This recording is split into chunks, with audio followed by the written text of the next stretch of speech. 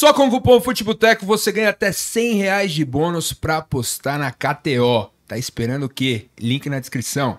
Eu te conheci pelo podcast Muito Mais Que Futebol. Muita gente falando disso, cara. Aqui. Eu te conheci por ali. O que acontece? Assim, eu confesso que até ali eu não era muito voltado para podcast.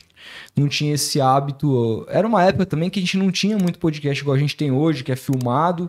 Era uma coisa mais só o áudio ali, como tem que ser, como foi concebido a história do podcast. Não, a própria Central 3 é exato, né? É isso.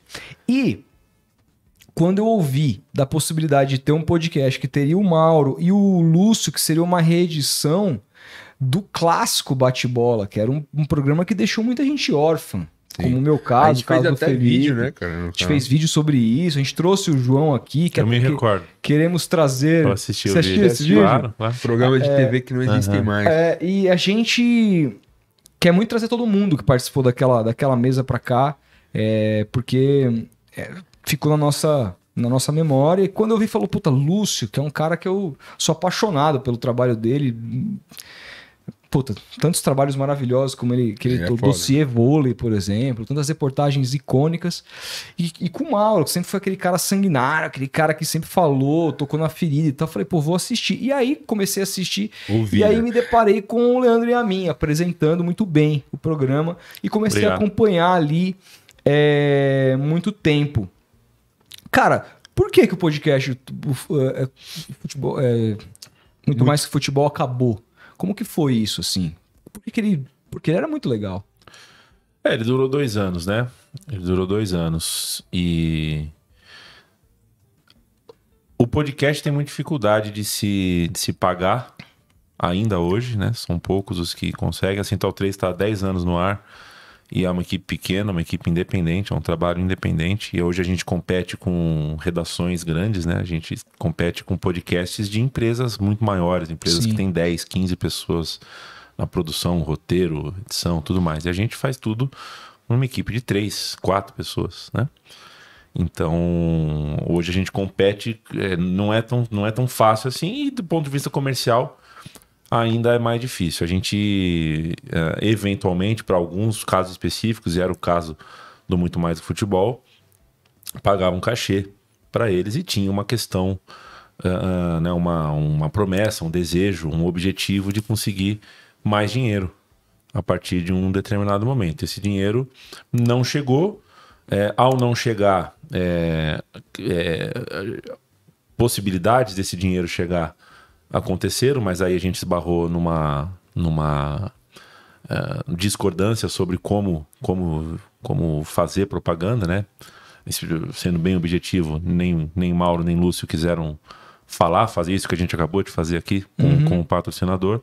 E o podcast não tinha parada para intervalo, não tinha Mas como o fazer Mauro não intervalo. faz isso nos canais dele? Eu já vi, não faz isso. Agora faz. Eu acho que ele... Nos últimos anos o Mauro passou a usar o próprio Instagram, as próprias redes sociais dele para fazer... Nessa época ele não... nessa foi redutivo em algumas coisas, alguns patrocínios que chegaram, mas que também não mudariam a história do podcast para sempre. Eram podcast, coisas pontuais. E acho que isso foi uma parte que desgastou a longevidade, né? A parte que desgastou a longevidade. Mas isso é a parte técnica, é a parte realmente estrutural do podcast em si. Né? Eu, nesse tempo todo, já passou mais de 90 podcasts na Central 3, eu já trabalhei efetivamente na maioria deles.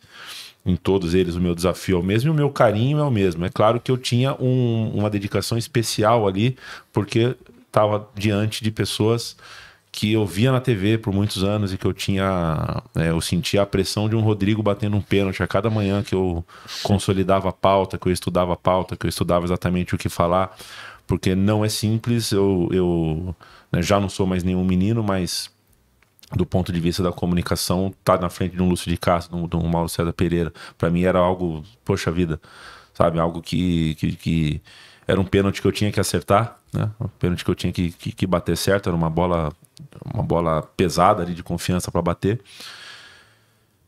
E que do ponto de vista de de pessoas fora de trabalho acabou realmente não dando certo. Deu certo no primeiro ano, no segundo ano não deu certo. Essas são coisas que vou guardar sempre entre eu, meu sócio e minha terapeuta. Não vou nunca contar 90% do que eu teria, gostaria não gostaria não.